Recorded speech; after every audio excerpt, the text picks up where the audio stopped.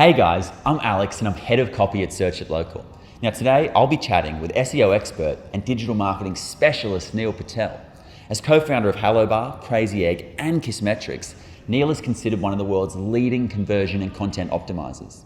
Now I'm really excited to share Neil's insights with you today as we chat about some quick wins to improve your rankings on Google, the future of SEO and some exclusive tips for small business owners. So let's get right into it.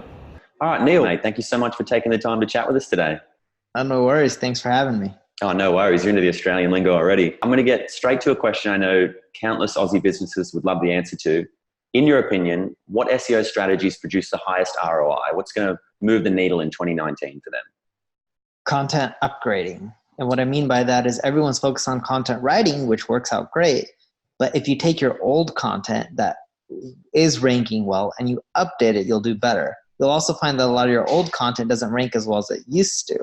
Taking those pieces of content, updating them, releasing them again, helps you boost your rankings. It is one of the simplest strategies, will work well in 2019. Very few people want to spend the time doing it, but it's very effective. Oh, fantastic. That's going to be so helpful. That's a great free strategy Australian businesses can use if they have content already. If they don't have any content, if they're time poor and they don't have the resources, how should they go about taking that first step? Yeah, I would just bust out your phone and start recording via video and start uploading it to YouTube. YouTube SEO isn't that competitive and it's a great way to get customers. So if you do YouTube SEO related stuff and you just create amazing video content and you put in the keywords in your title, the description, use tools like rev.com to do SRT files because YouTube needs that to understand what each video is about. Put in the right keywords. You can use free tools like Ubersuggest to find the right keywords that are popular. You'll notice that your YouTube rankings will skyrocket over time. And unlike traditional SEO, it doesn't take long to rank. So you've mentioned in many of your videos online that you think marketing is moving to a sort of omni-channel approach. And you just touched on it there. It's no longer enough just to try and hack this one attitude or try and get behind this one. What would you say to business owners who have doubled down and they just think, I'm just going to use SEO or I'm just going to use Facebook ads going forward? Yeah, it's not going to happen. You used to be able to build a business off of one channel. Dropbox grew through referrals. Facebook grew through those emails that they sent you saying your friend joined Facebook, click here to connect with them. There was companies who just grew through SEO like the Yelp.coms of the world. There's companies like Airbnb who mainly go through paid Google ads. It's too competitive now. You have no choice but to leverage all the channels. It's the only way to make it work. And staying on that SEO theme, I know a lot of our clients have this question, a lot of Aussie businesses in general. The best time to start this process, to start investing in this omni-channel approach, is it when your rankings are plummeting and you're in trouble, or should you use a period of success and consolidate on that and really double down? Double down when things are going well, and when things are getting worse, double down as well. Like just keep pushing forward, to keep adapting. There is no right or wrong way. You can't stop. It's how businesses grow these days. You have no choice but to leverage all these channels and techniques out there, and it's not going to always be the way you want. But if you keep doubling down and doing what's right for your consumer in the long run, you'll do well. You mentioned that you don't get too involved in the updates and the algorithm changes, but I know you've been vocal in the past about the impact of voice search. And with, I think the stat is by 2020, 50% of searches will be voice search. According to ComScore, by next year, it'll be 50% according to ComScore. Next year, 1 year to go. Yeah. So, but going back to your question, how can Australian businesses leverage it? Mm-hmm. Well, think of it this way. We're writing in-depth content for Google. Now, you're still going to have those pages that rank, but when people type in a keyword on Google, it's a problem they're looking to get solved. They're looking for that solution. So on that page, also make sure you're answering the question people are most commonly looking for in a short, concise one sentence. Google's not going to pull a paragraph from voice search and read for 5 minutes, right? It is not going to happen. Totally. In terms of, you mentioned that it's all about going back through content and changing it both for voice search and updating it to help the quality. I'd be curious, when you go back and update your own content, do you feel your writing style has changed a lot in the years since you've been blogging and putting content out there? Honestly, no. My writing style is very similar.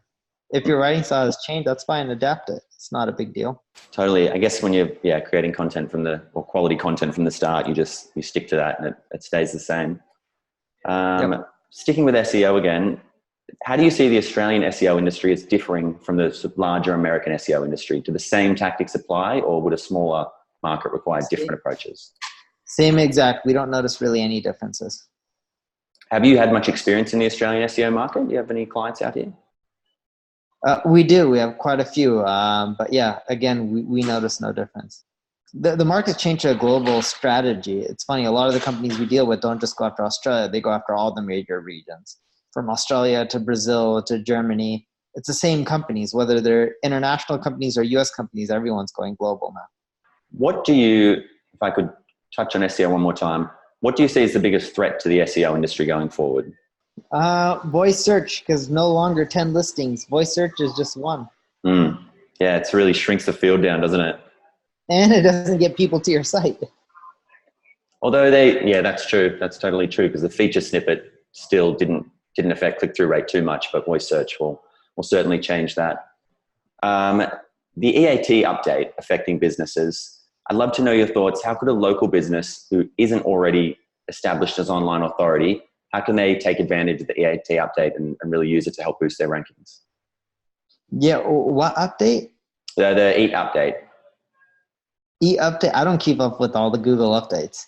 I love it. So, they all have different names. It was funny. I was reading on Search Engine Roundtable the other day. They're talking about the core update. Mm-hmm. I really don't keep up with updates. And the reason being is Google's going to do whatever they want to do.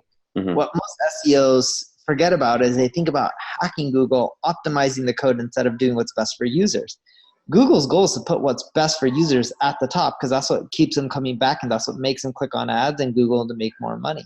So instead of worrying about each update, I would worry about user experience, time on site, bounce rate, dwell time, things like that. I want to pick your brain quickly on marketing budgets. I know this is something Australian businesses struggle to wrap their heads around. What do you think the most efficient way of spending a marketing budget is? The most efficient way is keep spending as much as you can as long as it's profitable. You know, have you heard the saying, you know who the best marketer is? Is that? The one who can spend the most. Solid advice. Solid advice. It's just real. No, that's great advice. If inside that bubble of spending the most, is there a percentage that you would recommend being spent on SEO, or does this fall into the omni-channel approach where there's no distinct figure? All into the omni-channel approach and do what you can. Because some industries, SEO still isn't that competitive. So for those, you spend less. For some, it's much more, and those you're going to have to spend a lot. That's totally fair. I wanted to quickly pick your brain on backlinks as well. You've mentioned several times that SEO is changing. Backlinks have obviously been a powerful ranking signal in the past. Do you see the influence of backlinks changing? And if so, in the next 5 years, what will that change mean for backlinks and the role they play? I think, they'll have less and less value because things like backlinks can be more manipulated than things like brand queries. How many people are continually typing in your name each and every single month? That's harder to manipulate. So you're going to see things like brand queries going to have much bigger impact in the long run than things like SEO. Things like backlinks. And again, they'll still be useful, just not as useful as they are in the short run. Oh, mate, this is excellent insights. Excellent insights. Well, this is a question for Australian businesses, because I know we've come across this for many of our clients. Would you recommend that a business create these long form service pages, 1,000 to 2,000 words, or is it just enough to match their competitors? How above and beyond should these businesses look to go? If you need 1,000 to 2,000 words to get all your services across and explain it and go in depth, then yeah, do that. If you can do it in 500 words, then do it in 500 words. Don't worry about the competition. Be the most thorough, be the most in-depth, but if you can get it done and being really concise, that's fine as well. You can also maybe get it done through videos or images, whatever's best for the user. That's how you should break down your services. It's all about the user experience. That's what it keeps coming back to. I wanted to know a little bit more about Neil Patel, the man, as well as Neil Patel, the marketer. You're huge on providing content. You're the king of content. And if that's not already a title, I'm giving it to you right now. You provide so much advice and inspiration, but when you look for advice and inspiration, who do you go to? Who inspires you? Everyone, whether it's a new entrepreneur or someone who's seasoned, I believe I can learn from anyone. So I keep researching, keep reading, keep talking to people, and keep learning. You know, it's funny. I was talking to a kid the other day, and he does magic tricks, and he was trying to teach me some new SEO techniques, and he was new to SEO. I was like, sounds good to me. I'm like, show me what you got. You know, you never know who you're going to learn stuff from. How was his magic? His magic was good. He bent a spoon and I'm like, oh, that's cool. I never saw that in person.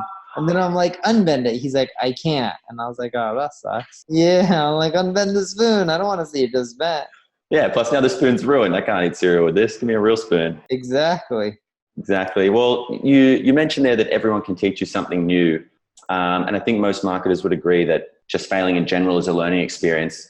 Do you have a personal favorite failure, to use a strange expression, that's helped you grow personally or professionally?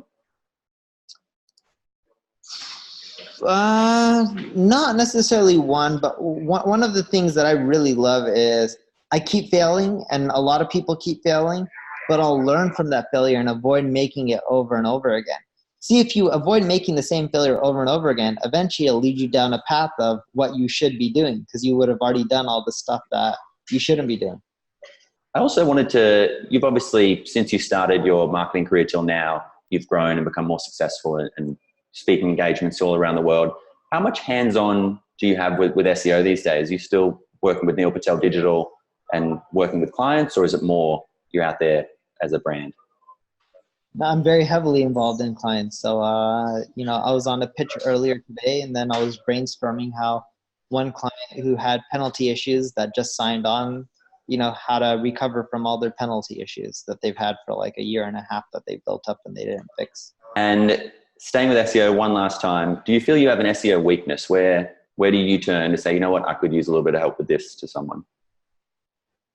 I'm pretty strong overall in SEO. I believe I'm weak in everything though, in which I'm not to say weak. I'm strong in everything because I've been doing it so long, but yeah, I actually go weak. You know, even think about it. I don't even like saying I'm strong, to be blunt. I'm decent at SEO, even though I rank really well. I always believe I can learn more and get better.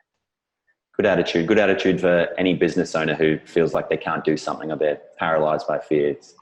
Go out there and get better at and it. I never want to be at the top. I don't want to be the best. I don't want to be at the top of my game and get lazy. I always believe I can learn more and get better. That's the way to improve and keep growing.